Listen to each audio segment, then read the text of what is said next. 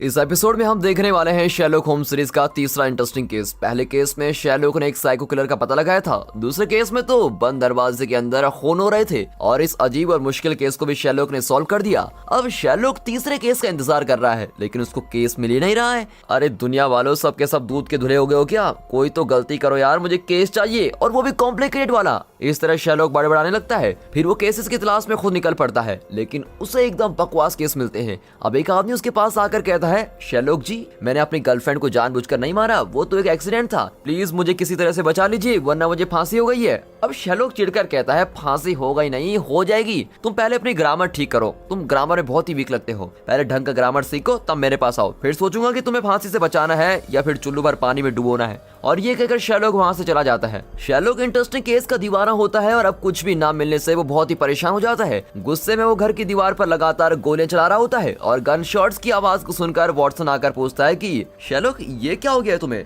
Watson, मुझे कोई interesting case नहीं मिल रहा है और लगता है अचानक सारे क्रिमिनल्स गायब हो गए हैं। बहुत बेचैनी हो रही है यार, इसलिए दीवार पर गोलियां चला रहा हूँ। वॉटसन अब सोच में पड़ जाता है कि शेरलॉक के पास कोई केस तो है नहीं, अब इसके साथ रहकर मुझे गोली नहीं खानी है, मैं तो अपनी स्वीटी सारा के पास चला जाऊंगा। और ये सोचकर सारा के घर चला जाता है और फिर वहीं रहने भी लगता है और वहीं से काम पड़ जाता है। शेरलॉक अब फिर से अकेला पड़ जाता है और बड़बड़ाने लगता है कि ये बोरिंग जिंदगी अब बर्दाश्त नहीं होती। वो बहुत ही टेंशन में हो जाता है और खिड़की के पास खड़ा होकर खुद से बातें कर रहा होता है। तब अचानक भारी आवाज के साथ बॉम्ब ब्लास्ट होता है, खिड़की का ग्लास टूटकर चूर चूर हो जाता है और शेरलॉक भी दूर जाकर गिरता है। न्यूज में इस दुर्घटना को देखकर वॉटसन दौड़ा चलाता है, पर शेरलॉक घर पर आराम से बैठा होता है और उसके साथ उसका भाई माइक्रॉफ्ट भी होता है। वॉटसन पूछता है कि शेरलॉक, तुम्हें क्या हुआ है? मैंने सुना कि यहाँ कोई बॉम्ब ब्लास्ट हुआ था। नहीं वॉटसन, यहाँ कोई बॉम्ब ब्लास्ट नहीं हुआ, पास वाले घर में गैस लीक की वजह से आग लग गई थी। ओह चलो, शुक्र है कि तुम ठीक हो, लेकिन तुम्हारा भाई यहाँ क्या कर रहा है? माइक्रॉफ्ट कहता है कि मैं शेरलॉक के लिए केस लेके आया हूँ। एंड्रू वेस्ट नाम का एक आदमी रेलवे ट्रैक के पास मरा पड़ा है। वॉटसन कहता है,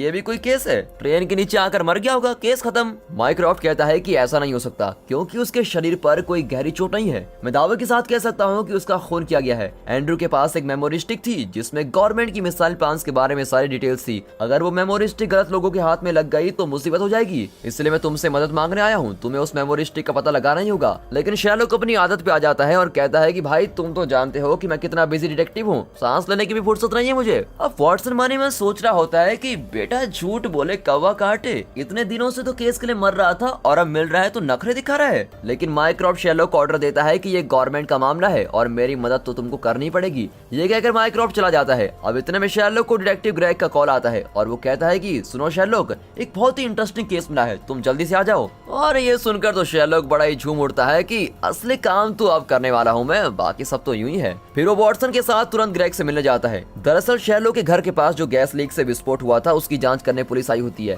अब उन्हें एक मजबूत बॉक्स मिलता है जिसके अंदर एक कवर होता है और कवर पर शेरलॉक का नाम लिखा होता है, इसलिए ग्रेग ने शेरलॉक को बुलाया था। अब शेरलॉक वहां पहुंचकर कवर खोलता है तो उसके अंदर पिंक कलर का एक मोबाइल फोन होता है और पिंक कलर देखते ही ग्रेग पूछता है, अरे ये तो उस लड़की जेनिफर का फोन है ना? शेरलॉक कहता है, अरे ये उसका फोन नहीं, ये नया फोन है। लेकिन विस्फोट के बीच में ये फोन यहाँ आया कैसे? अब शेरलॉक जान जाता है कि गैस लीक से ब्लास्ट नहीं हुआ, बल्कि किसी ने जानबूझकर इस जगह को ब्लास्ट करवाया है। तब उस फोन पर 5 बीप्स के बाद एक मैसेज आता है और उसमें एक बहुत ही पुराने घर के अंदर का फोटो होता है। अब शेरलॉक कहता है कि हमें तुरंत इस घर का पता लगाकर वहां पहुंचना होगा, वरना कई जगहों पर भी बॉम्ब ब्लास्ट हो सकते हैं। वॉटसन कहता है कि क्या बकवास करते हो शेरलॉक, कोई बेमतलब इस तरह बॉम्ब ब्लास्ट क्यों कराएगा? वो इसलिए वॉटसन, क्योंकि बिल्कुल मेरी तरह कोई और भी बहुत बोर हो रहा है, इसलिए वो ऐसा गेम खेल रहा है। अब इस पहेली को तो हमें सॉल्व करना ही पड़ेगा। ये कहकर शेरलॉक तेजी से बाहर आता है। फोटो देखते ही शेरलॉक पहचान गया था कि ये उसी के घर का बेसमेंट है और तीनों बेसमेंट में जाते हैं जहाँ 2 पुराने शूज होते हैं। वे कंफ्यूज हो जाते हैं कि बॉम्ब की जगह तो यहाँ पुराने शूज रखे हुए हैं। तभी पिंक फोन बजता है और एक औरत की आवाज आती है कि तुम्हारे सामने जो है वो एक पहेली है, सिर्फ 12 घंटों के अंदर तुम्हें उसका हल ढूंढना है और अपनी वेबसाइट पर अपलोड करना है।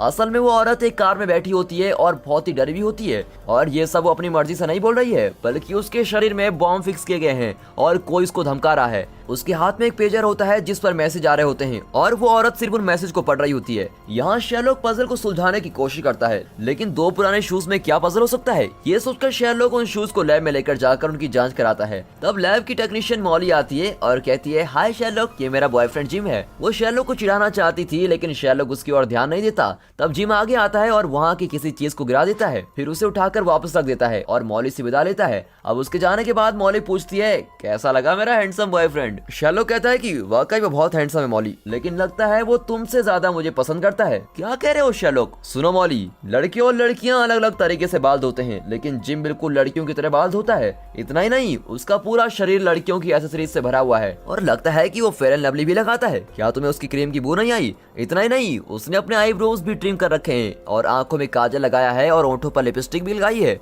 और अगर मैं उसे एक और मौका देता तो वो मुझे डेट पर जरूर लेके जाता। और ये सब सुनकर मॉली शौक होकर पूछती है कि ये सब तुम कैसे कह सकते हो? प्लीज मजाक मत करो। मैं मजाक नहीं कर रहा। नीचे गिरी हुई चीज उठाने के बहाने वो मेरे पास अपना नंबर छोड़ गया है और विश्वास नहीं होता तो ये देखो। और ये कहकर वो एक कागज निकाल कर दिखाता है। अब उसे देखकर मॉली गुस्से में चली जाती है। चलो भाई, किसी तरह एक जोड़ी को अलग कर दिया। ये सोचकर शैलोक अपने काम में लग जाता है। वो वॉटसन को शूज दिखाकर पूछता है कि इन शूज को देखकर तुम्हें क्या लगता है? वॉटसन शूज को देखकर कहता है कि ये अच्छा शू है, लेकिन जरा पुराना है, इस पर कोई नाम लिखा हुआ है और बड़े लोग इस तरह से नाम नहीं लिखते। इसका मतलब यह है कि ये एक छोटे लड़के का शू है। इसके अलावा मुझे कुछ और नहीं सूझ रहा है। मुझे लगता है कि तुम्हें भी और कुछ नजर नहीं आएगा। अब शैलोक शू उठाकर अपनी फाइंडिंग्स बताता है। ये सच है वॉटसन कि ये पुराना शू है, लेकिन ध्यान से देखो, इसे किसी ने बहुत ही अच्छे से मेंटेन किया है और इसे सेफ्टी भी रखा है। इसका लेस भी 3-4 बार बदला जा चुका है और इसे जो भी पहनता था उसे स्किन की एलर्जी थी। ससेक्स नाम की जगह से वो लंदन आया था और यहाँ आकर उसने अपने शूज खो दिए। ओह अच्छा, माना कि तुम 30 मार खान हो शैलोक, लेकिन ये कैसे कहा कि उसे स्किन की एलर्जी है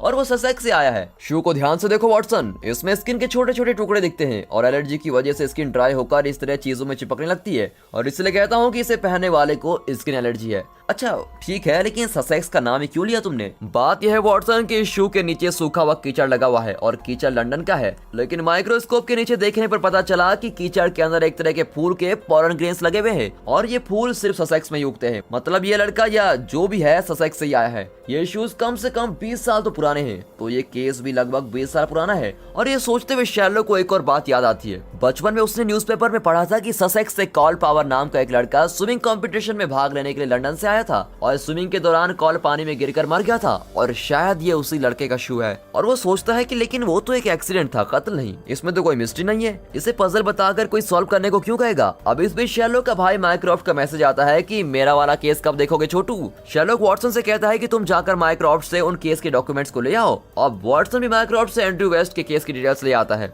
अब 12 घंटे पूरे होने वाले होते हैं और शैलोक टेंशन में सोच रहा होता है कि इन शूज में पजल क्या हो सकता है। तब उसका ध्यान एक इम्पोर्टेंट बात पर जाता है कि ससेक्स से आया हुआ कॉल पावर्ड स्विमिंग कंपटीशन में भाग ले रहा था और उसे स्किन की एलर्जी भी थी। इस वजह से वो अपने शरीर पर एक स्पेशल क्रीम लगाता था। और इस एंगल में सोचकर शैलोक शू पर लगे स्किन के पीसेस को माइक्रोस्कोप में और ध्यान से देखता है और तब पता चलता है कि स्किन में पॉइजन लगा हुआ है। और शैलोक गैस करता है कि कॉल की क्रीम में किसी ने पॉइजन मिलाकर रखा होगा और इसी पॉइजन की वजह से वो मारा होगा। तो ये दुर्घटना नहीं बल्कि कत्ल है, लेकिन पानी में डूबने की वजह से उस वक्त इसे दुर्घटना समझकर केस क्लोज कर दिया होगा। अब इस तरह पजल को सॉल्व करने के बाद शैलोक तुरंत उसे अपनी वेबसाइट साइंस ऑफ डिडक्शन पर अपलोड करता है और अगले सेकंड उसे कॉल आता है जिसमें वही औरत कहती है, वेल डन शैलोक, और ये मेरी लोकेशन है, प्लीज मुझे बचा लो। फिर बॉम्ब स्क्वाड वहां पहुंचकर उस औरत को बचा लेता है। जैसे तैसे ये पजल आखिरकार सॉल्व हो ही गया। ये सोचकर शैलोक चैन की सांस लेने ही वाला होता है कि तभी उस पिंक मोबाइल में 4 बीप बजते हैं और इस बार उसमें कार की फोटो आती है और साथ ही एक कॉल भी आता है जिसमें एक आदमी घबराता हुआ पेजर का मैसेज पढ़ता है कि ये फोटो भी एक पजल है और इसे सॉल्व करने के लिए तुम्हारे पास सिर्फ आधे घंटे हैं। इस आदमी के शरीर पर भी बॉम्ब फिक्स होता है। शैलोक तुरंत ग्रेग को कार की फोटो दिखाता है। पुलिस ऑफिसर होने की वजह से ग्रेग जल्दी उस कार की लोकेशन को ट्रेस कर लेता है और ये नाम के आदमी ने इस कार को रेंट पर लिया होता है। कार के अंदर हर तरफ खून ही खून होता है और चेक करने पर पता चलता है कि वो येन का ब्लड ग्रुप है। इतना खून बहने के बाद शायद येन जिंदा होगा, लेकिन उसकी लाश कहाँ होगी? ये सोचकर शैलोक कार को पूरा चेक करता है और डैशबोर्ड में एक कार्ड देखकर उसे अपने पास रख लेता है। वॉटसन सोचने लगता है कि शैलोक आगे क्या करने वाला है और तभी येन की पत्नी वहाँ आती है। अब शैलोक उससे बात करने की कोशिश करता है, लेकिन वो कहती है कि मैं ऑलरेडी 2 पुलिस ऑफिसर से बात कर चुकी हूँ और तुम कौन हो जो मुझसे सवाल कर रहे हो? इतने में शैलोक की आंखों से आंसू बहने लगते हैं और कहता है कि मैं पुलिस नहीं हूँ, मैं येन का बेस्ट फ्रेंड हूँ। उसके बारे में जानकर मुझे बहुत ही दुख हुआ। मेरे बेस्ट फ्रेंड के साथ क्या हुआ ये जानने के लिए मेरा दिल बहुत ही तड़प रहा है। मैम प्लीज मेरी भावनाओं को समझिए। अब शैलोक की नौटंकी देखकर वॉटसन सोचता है कि इस साल का ऑस्कर तो इसे ही मिलना चाहिए। शैलोक अपनी एक्टिंग जारी रखता है और इस तरह उसे येन के बारे में कई डिटेल्स मिल जाती हैं। येन कुछ दिनों से बहुत ही टेंशन में था। अब तक किसी को ये नहीं पता था कि येन जिंदा है या मर भी गया, लेकिन उसकी पत्नी उसके बारे में पास्ट टेंस में बात करती है जिससे शैलोक को शक होता है कि वो कुछ छुपा रही है। और डैशबोर्ड से शेरलॉक ने जो कार उठाया था वो जेनस कार नाम की कंपनी का था। येन ने ये कार वहीं से रेंट पर ली थी। अब शेरलॉक और वॉटसन उस कंपनी में जाते हैं, लेकिन कंपनी का एमडी सिर्फ ये कहता है कि ये नाम का आदमी यहाँ आया और एक कार रेंट पर लेके गया।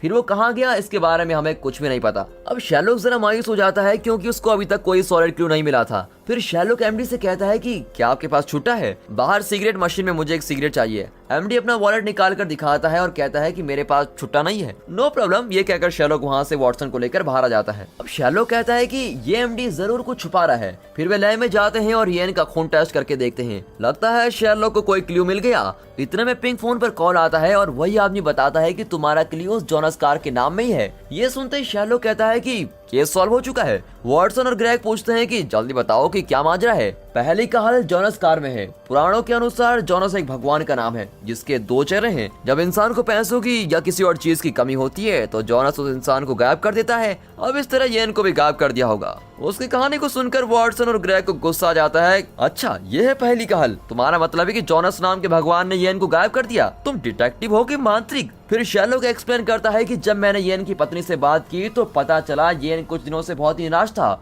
मतलब उसे पैसों की प्रॉब्लम थी और इसलिए वो गायब हो गया। शेरलॉक तुम पहलियां मत बुझाओ यार, सीधे सीधे बताओ कि माजरा क्या है। तो सुनो, ये सब इंश्योरेंस के पैसों के लिए किया गया था। येन को बहुत सारे पैसों की जरूरत थी और वो इतने पैसे नहीं कमा सकता था, इसलिए वो निराश रहता था। लेकिन अगर वो मर जाता तो उसकी पत्नी को इंश्योरेंस के पैसे मिल जाते। और अब तक ये बात साफ नहीं हुई है कि येन मर चुका है, लेकिन उसकी पत्नी इस यकीन के साथ बातें कर रही थी कि येन मर चुका है और वो सभी को विश्वास दिलाना चाहती है कि येन मर चुका है और तभी तो उसको इंश्योरेंस के पैसे मिलेंगे। अब सच में येन मरा नहीं, बल्कि येन यहाँ से बचकर किसी दूसरे शहर में जाकर रह रहा है और यहाँ से बचकर जाने में जोनस कार के एमडी ने ही उसकी मदद की है। जब हम उस एमडी से मिलने गए थे तो मैंने देखा कि उसके चेहरे का रंग जरा ब्राउन था और शर्ट के अंदर उसका स्किन गोरी थी। कड़ी धूप में जाने से ऐसा होता है और लंदन में ऐसी कड़ी धूप नहीं होती। मतलब ये आदमी किसी दूसरे देश जाकर लौटा है और इसी के साथ येन भी गया था। वॉटसन कहता है कि शेरलॉक, लेकिन उस कार के अंदर येन का ही खून था। हाँ, वो येन का ही खून था। इस तरह गोल गोल मत घुमाओ यार शेरलॉक, येन तो फौरन चला गया है ना, उसका खून अब कार के अंदर कैसे हो सकता है? सुनो वॉटसन, एक्चुअली फौरन जाने से पहले उसके शरीर से थोड़ा खून निकालकर फ्रिज में रख दिया गया था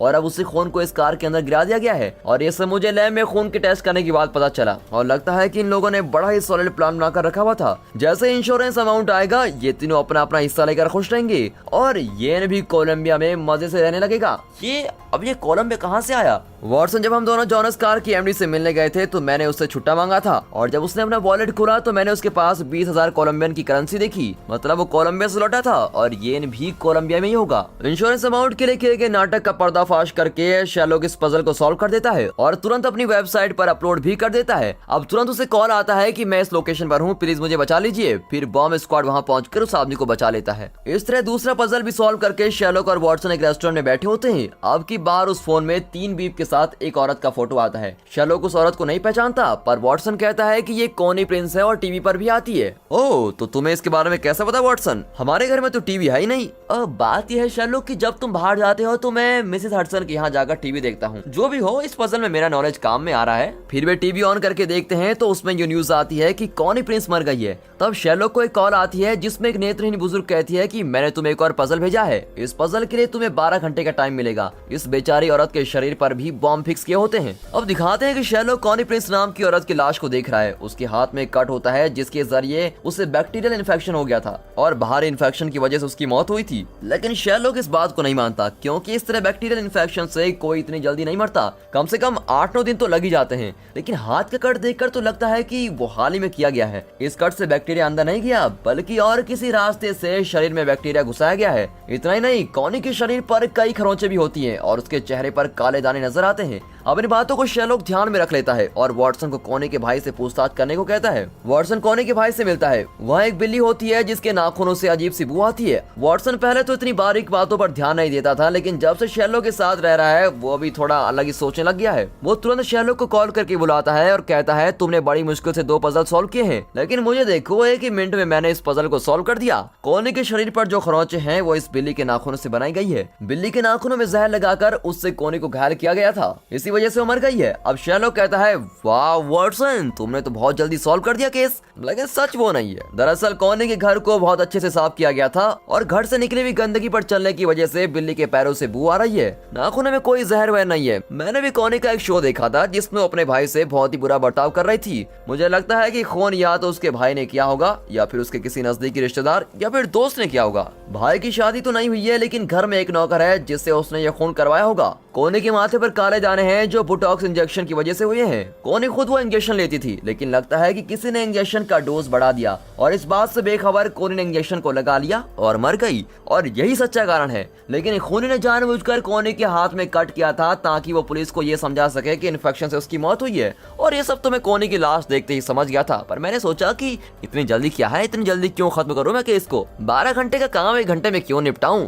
और अगर पजल को जल्दी सॉल्व कर दिया तो वो मुझे और भी मुश्किल पजल दे देगा और टाइम भी कम देगा। इसलिए मैंने जरा टाइम पास करने के लिए तुम्हें कोनी के भाई के पास भेजा था। लेकिन मानना पड़ेगा वाटसन, तुम भी अच्छा गैस कर लेते हो। और ये सुनकर वाटसन चिढ़ जाता है। 12 घंटे होने के कुछ देर पहले शेरलॉक पजल का सॉल्यूशन अपनी वेबसाइट पर अपलोड करता है और तुरंत उसे उस बुजुर्ग का कॉल आता है। पिछली 2 पजल में शेरलॉक को लोकेशन बताई गई थी और बॉम्ब स्क्वाड वहां जाकर उस कॉल करने वाले को बचा लेता था। लेकिन इस बार लोकेशन के बजाय बुजुर्ग औरत अपने सामने बैठे हुए आदमी की आवाज के बारे में बताने लगती है। इतना ही नहीं, उस आदमी की आवाज को सुनकर वो नेत्रहीन औरत ये भी गैस करके बताती है कि वो देखने में कैसा होगा। अब शेरलॉक उसकी बातें बड़ी ध्यान से सुन रहा होता है कि अचानक वो आदमी बुजुर्ग औरत को शूट कर देता है और इस वजह से शेरलॉक को लोकेशन का पता नहीं चलता। वो आदमी बॉम्ब ब्लास्ट भी करवा देता है और उस अपार्टमेंट के लगभग 12 लोग मर जाते हैं। इसे न्यूज में भी दिखाते हैं और शेरलॉक बहुत ही दुखी होता है। तभी एक और बीप साउंड के साथ अगला फोटो आता है और ये थेम्स नदी का फोटो है। शेरलॉक समझ नहीं पाता कि इस नदी में क्या पजल हो सकता है। अगले दिन पता चलता है कि थेम्स नदी के पास एलेक्स नाम के एक आदमी की लाश मिली है। हमेशा की तरह शेरलॉक उस लाश की जांच करता है। वाटसन और ग्रेग को लाश में कोई खास बात नजर नहीं आती, लेकिन शेरलॉक देखते ही बता देता है कि इस आदमी ने जो ड्रेस पहनी है वो जरूर एक यूनिफॉर्म है। इसके कपड़ों को देखो, कितना थिक पॉलिस्टर का कपड़ा है। और यही नहीं, इसके बेल्ट में वॉकी टॉकी फिक्स करने की भी जगह है। इसके पैरों की नस देखकर पता चलता है कि ये एक ज्यादा चलने फिरने वाला आदमी है, जैसा कि सिक्योरिटी गार्ड। और लंदन में कई सिक्योरिटी एजेंसी हैं और ये पता लगाना मुश्किल है कि ये किस एजेंसी के लिए काम करता था। पर इसके हाथ में एक घड़ी है जिसमें इसने रात का अलार्म सेट कर रखा है। मतलब ये कि एलेक्स नाइट शिफ्ट में काम करने वाला सिक्योरिटी गार्ड था। इसके यूनिफॉर्म में सिक्योरिटी एजेंसी का बैज होना चाहिए, लेकिन खोनी ने वो बैज भी उड़ा लिया है। मैं तो ये भी जानता हूँ कि एलेक्स का खून किसने किया है। खोनी का नाम है गोलेम, जो एक लंबा और तगड़ा आदमी है और इस तरह के कत्ल वही करता है। इतना कहकर शेरलॉक एलेक्स के पॉकेट से एक टिकट निकालता है जो शायद किसी म्यूजियम या थिएटर का हो सकता है। तो हमें इन दोनों बातों पर ही ध्यान देना है। ग्रेग, तुम पहले ही पता लगाओ कि क्या किसी सिक्योरिटी एजेंसी का नाइट शिफ्ट गार्ड लापता हुआ है। ग्रेग जल्दी पता लगा लेता है कि एलेक्स एक आर्ट गैलरी में सिक्योरिटी गार्ड का काम करता था और वाटसन एलेक्स के घर जाकर पता लगाता है कि एलेक्स को अंतरिक्ष के बारे में जानने में बहुत ही इंटरेस्ट था। वो हमेशा आकाश और तारों के बीच में ही बात करता था। मरने से पहले एलेक्स के फोन पर एक प्रोफेसर का वॉइस मैसेज आता है कि तुम्हारी फाइंडिंग्स बिल्कुल सही है, तुम जल्दी आकर मुझसे मिलो। ये मैसेज सुनकर वाटसन और शेरलॉक उस प्रोफेसर से मिलना चाहते हैं, लेकिन वे पहले खूनी गोलेम से मिलकर पता लगाना चाहते हैं कि एलेक्स का खून किसने करवाया था। गोलेम एक सीक्रेट जगह पर रहता है, लेकिन हमारा शेरलॉक भी कुछ कम थोड़ी ना है। वो कई बेघर लोगों को भी जानता है जो इन्फॉर्मर का काम भी करते हैं और ऐसे ही एक इन्फॉर्मर की मदद से वे गोलेम का पता लगा लेते हैं। लेकिन इनके वहां पहुंचने से पहले ही गोलेम बच निकलता है। अब वे प्लान चेंज करके उस प्रोफेसर से मिलने जाते हैं जो अंतरिक्ष के बारे में रिसर्च कर रही होती है। इससे पहले कि शेरलॉक और वाटसन प्रोफेसर से मिल सके, गोलेम उसको भी खत्म कर देता है और शेरलॉक पर भी अटैक करता है। लेकिन शेरलॉक बच जाता है और गोलेम भी वहां से भाग जाता है। नॉर्मली शेरलॉक को क्लूज मिलते रहते थे, लेकिन इस केस में तो क्लू के मिलने से पहले ही उसे मिटा दिया जाता है। ऊपर से इस केस में किसी ने ये कॉल करके नहीं बताया होता कि इतने घंटों में इस केस को सॉल्व करना है और इस बात से शेरलॉक बहुत ही कंफ्यूज होता है। अब ये उस आर्ट गैलरी में जाते हैं जहां एलेक्स काम करता था। वहां वीरमार नाम के चित्रकार की पेंटिंग होती है और इस पेंटिंग को वीरमार ने 1640 में बनाया था। ये पेंटिंग कहीं खो गई थी, लेकिन इस आर्ट गैलरी के लोग उसको वापस ले आए थे।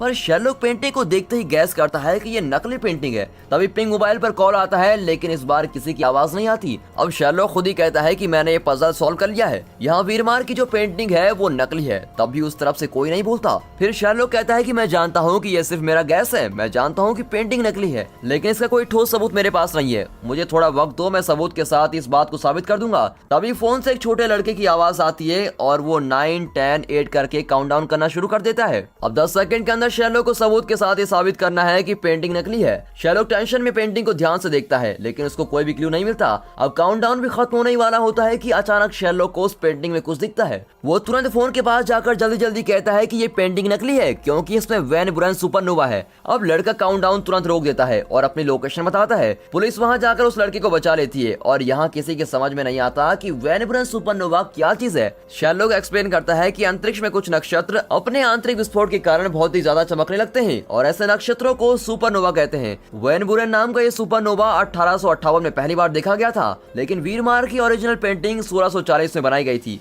उस वक्त तो वैन ब्यूरेन सुपरनोवा था ही नहीं, वीरमान ने अपनी पेंटिंग में कोई सुपरनोवा नहीं बनाया था। इसका मतलब यह है कि पेंटिंग ओरिजिनल नहीं है बल्कि नकली है और किसी नए आर्टिस्ट ने उस पुरानी पेंटिंग की नकल की है और साथ ही में सुपरनोवा को भी जोड़ दिया और इस तरह शेरलॉक इस केस को भी खत्म करता है। लेकिन एलेक्स का कत्ल क्यों किया गया? वो इसलिए क्योंकि एलेक्स ने इस बात का पता लगा लिया था और उन्हें डर था कि आर्ट गैलरी की इस फॉर्जरी का पर्दाफाश हो जाएगा, इसलिए उन्होंने एलेक्स को मार डाला और एलेक्स के जरिए प्रोफेसर भी ये बात जान चुकी थी, इसलिए उन्होंने प्रोफेसर को भी खत्म कर दिया। ओरिजिनल पेंटिंग की कीमत लगभग 30 मिलियन पाउंड होगी। अगर दुनिया को पता चल गया कि ये नकली पेंटिंग है तो आर्ट गैलरी को बहुत ही बड़ा नुकसान होगा, इसलिए वे कत्ल करने पे उतर आए थे और इस केस के खत्म होने के बाद और कोई कॉल या फोटो नहीं आता। अब शेरलॉक बड़ी चैन की सांस लेता है, लेकिन शेरलॉक के भाई माइक्रॉफ्ट ने जो केस उसको सौंपा था उस सिलसिले में वाटसन रेलवे ट्रैक के पास जाता है और एंड्रयू वेस्ट के बारे में पूछताछ करता है। फिर बड़बड़ाता है कि बेटा एंड्रयू, तुम्हारा घर एक तरफ है और तुम यहाँ आकर मरे पड़े हो, मरने को और जगह नहीं मिली थी क्या? और मेमोरी स्टिक कहाँ रखकर मर गए यार? तब वहाँ शेरलॉक आकर कहता है, वाटसन मैं तुम्हारी मदद करूंगा। एंड्रयू वेस्ट की गर्लफ्रेंड है, चलो हम उससे पूछताछ करते हैं। एंड्रयू की गर्लफ्रेंड उन्हें बताती है कि मरने के एक दिन पहले वो मुझसे मिला था और वो बहुत ही टेंशन में था और मुझे लगा कि उसने कोई चीज खो दी है, पर वो गुस्से में यहाँ से चला गया और वापस नहीं लौटा। ये दोनों गैस करते हैं कि किसी ने एंड्रयू से मेमोरी स्टिक चुरा ली है और इसीलिए वो बहुत ही टेंशन में था। फिर इन्हें पता चलता है कि गर्लफ्रेंड से मिलने से पहले एंड्रयू अपने होने वाले साले जोई के साथ बार में ड्रिंक कर रहा था। अब शेरलॉक और वाटसन जोई से पूछताछ करते हैं, तब जाकर पता चलता है कि मेमोरी स्टिक जोई के पास है। उस दिन भर में एंड्रयू ने जो से उस कॉन्फिडेंशियल मेमोरी स्टिक का जिक्र किया था। जो ने एंड्रयू का मेमोरी स्टिक चुरा लिया था और इस बात पर उन दोनों में बहस हो गई थी। बहस हाथापाई में बदल गई और इसी दौरान जो ने एंड्रयू को धक्का दे दिया और सीढ़ियों से नीचे गिरकर एंड्रयू वहीं मर गया। जोई घबराकर एंड्रयू की लाश को अपने घर के पास वाले रेलवे ट्रैक पर ले गया और एक ट्रेन पर फेंक दिया और ट्रेन के साथ ही एंड्रयू की लाश भी कहीं दूर चली गई और एक जगह पर फिसलकर ट्रैक पर आ गई। अब इस तरह शेरलॉक और वाटसन को मेमोरी स्टिक भी मिल गई और ये केस भी सॉल्व हो गया। आर्ट गैलरी की ओनर जिसने एलेक्स का खून करवाया था वो जानती थी कि पेंटिंग नकली है, लेकिन उसे ओरिजिनल बताकर वो नकली पेंटिंग को 30 मिलियन पाउंड में बेचना चाहती थी और 30 मिलियन में एक और आदमी को भी हिस्सा मिलने वाला था और वही इन सारे पजल का मास्टरमाइंड भी है। आर्ट गैलरी की ओनर बताती है कि उस आदमी का नाम मोरारिटी है। अब शेरलॉक सोच में पड़ जाता है कि ये मोरारिटी कौन है और ये हमेशा मुझसे क्यों पंगा ले रहा है। पहले केस में भी यही मोरारिटी साइको किलर से खून करवा रहा था, इससे तो मुझे मिलना ही पड़ेगा। ये सोचकर शेरलॉक एक प्लान बनाता है। उसे मोरारिटी का मैसेज आता है कि मैं तुमसे मिलना चाहता हूँ, आज रात को तुम उस स्विमिंग पूल के पास आ जाना जहाँ कार्ल पावर मरा था और मेमोरी स्टिक भी लेते आना। अब रात को शेरलॉक मेमोरी स्टिक लेकर उस स्विमिंग पूल के पास जाकर वेट करता है। तब वहाँ मोरारिटी आता है। अब शेरलॉक उसका चेहरा देखने के लिए उतावला होता है और तभी मोरारिटी शेरलॉक की तरफ मुड़ता है। तब पता चलता है कि वो जॉन वाटसन है। वाटसन पूछता है कि क्यों शेरलॉक, कैसे हो? अब शेरलॉक को ऐसा शौक जिंदगी में पहले कभी नहीं लगा था। मैं तो सोच भी नहीं पाया कि तुम मेरे साथ रहकर ये सारे गेम खेल रहे हो। वाटसन कहता है कि शेरलॉक जल्दबाजी मत करो, शांत होकर मेरी बात सुनो। और ये कहते कहते वाटसन अपना कोट हटाता है तो उसके शरीर पर बम लगे होते हैं। मोरारिटी वाटसन को बंदी बनाकर शेरलॉक को ब्लैकमेल करना चाहता था। अब शेरलॉक को गुस्सा आ जाता है और वो चिल्लाता है कि अबे डरपोक मोरारिटी, हिम्मत है तो मेरे सामने क्यों नहीं आता? तब वहाँ मोरारिटी आता है और उसे देखकर तो शेरलॉक को दूसरा सबसे बड़ा शौक लगता है। मोरारिटी वही आदमी है जो लैब टेक्नीशियन मॉली का बॉयफ्रेंड बनकर शेरलॉक से मिला था और वही आदमी जो लिपस्टिक और फेयर एंड लवली लगाकर लैब में आया और शेरलॉक के पास अपना नंबर छोड़ गया। शेरलॉक के दिमाग को चुनौती देने के लिए ही उसने ऐसा नाटक किया था, लेकिन बेचारा शेरलॉक उसे जान ही नहीं पाया। दरअसल मोरारिटी को मिसाइल प्लान वगैरह में कोई इंटरेस्ट नहीं है। जिस तरह शेरलॉक इंटरेस्टिंग पजल सुलझाना चाहता है उसी तरह ये मोरारिटी भी इंटरेस्टिंग पजल बनाना चाहता है और इस दुनिया का सबसे बड़ा क्रिमिनल मास्टरमाइंड होता है ये मोरारिटी और इससे दुनिया के सभी क्रिमिनल्स डरते हैं। लेकिन यहाँ तो ये मास्टरमाइंड अकेला ही आया है और ये सोचकर वाटसन पीछे से मोरारिटी को पकड़ लेता है और शेरलॉक उस पर अपनी गन पॉइंट करता है। मोरारिटी सीरियस मुंह बनाकर कहता है, मुझे इतना पागल समझा है कि मैं यहाँ अकेला आऊंगा? तभी शेरलॉक के पूरे शरीर पर कई सारी लेजर लाइट्स पॉइंट करती हैं। वो चारों ओर स्नाइपर से घिरे हुए होते हैं। मोरारिटी कहता है कि इस बार तो मैं तुम्हें छोड़ देता हूँ शेरलॉक, लेकिन हम जल्दी मिलेंगे और ये कहकर वो जाने लगता है। शेरलॉक तुरंत वाटसन के शरीर से बॉम्ब निकालकर फेंकता है। अब इतने में मोरारिटी वापस आकर कहता है कि तुम्हें जिंदा छोड़ने का मन तो नहीं कर रहा, इसलिए मैं तुम दोनों को खत्म करने वाला हूँ। अब शेरलॉक और वॉटसन दोनों पर लेजर लाइट्स पॉइंट कर रही होती हैं। कुछ ही देर में दोनों का दी एंड होने वाला होता है और इस सिचुएशन में भी शेरलॉक का दिमाग सोच रहा होता है। अचानक शेरलॉक अपनी गन निकालकर उस बम पर पॉइंट करता है और कहता है, हमें शूट करोगे तो मैं तुरंत इस बम को शूट कर दूंगा और हम सबका दी एंड हो जाएगा। अब बोलो मोरालिटी, क्या फैसला किया है तुमने? मोरालिटी के पास कोई फैसला नहीं होता। वो सोच में पड़ जाता है कि शेरलॉक को मार दिया जाए या छोड़ दिया जाए और इसी कश्मकश में ये एपिसोड यहाँ पर खत्म होता है। मोरालिटी आगे क्या करने वाला है ये तो अगले एपिसोड में ही पता चलेगा, लेकिन क्या आप गैस कर सकते हो कि मोरालिटी अब क्या करेगा? कमेंट्स में हमें जरूर बताइएगा। तो दोस्तों, इस शेरलॉक सीरीज के तीसरे एपिसोड को एक लाइक और चैनल को सब्सक्राइब जरूर कीजिए और साथ ही अपने फ्रेंड सर्कल में इस सीरीज की वीडियो को जरूर शेयर कीजिए। And finally thanks for watching.